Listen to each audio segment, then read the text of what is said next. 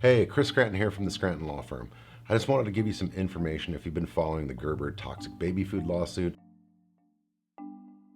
First, Whole Foods and Amazon have filed a motion to dismiss their involvement in the lawsuit.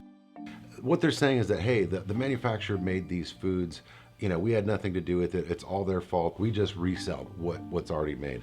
And that is actually kind of a terrible argument and trying to wipe your hands of responsibility. The law has been pretty clear on if you're in that chain that there is liability and responsibility for defective products, and which is what this is. They do have a duty to sell safe products. So I don't think that this particular argument is a good one, and I don't think the court's going to buy it either. Meanwhile, Whole Foods, Hain Celestial are challenging a decision that sent one of the lawsuits back to state court.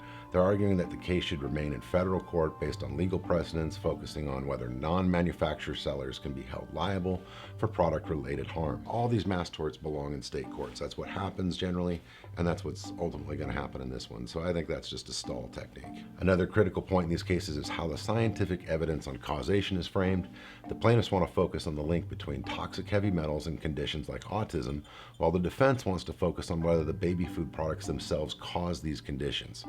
The subtle difference could greatly impact how the evidence is presented and evaluated. The issue around causation, this is one of the biggest issues in these cases, period. It is very difficult to say that this exposure to this particular product on this particular date caused autism in this particular kid.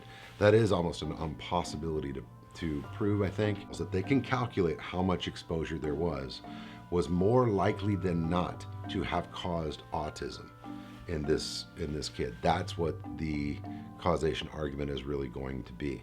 And there are plenty of experts, doctors, scientists that will be able to say that. And this is the crux of the case. And of course, the defense is going to fight it and try and come up with different argument issues. So this whole case is going to center on causation, about whether or not exposure to this much toxic heavy metals caused autism in these kids. We have our experts and scientists that can say, yes, they think that is more likely than not that that's what caused it. And the defense job is to absolutely fight that tooth and nail because they don't want to pay. They're not good people. Fighting for you is what we do. Call the Scranton Law Firm today.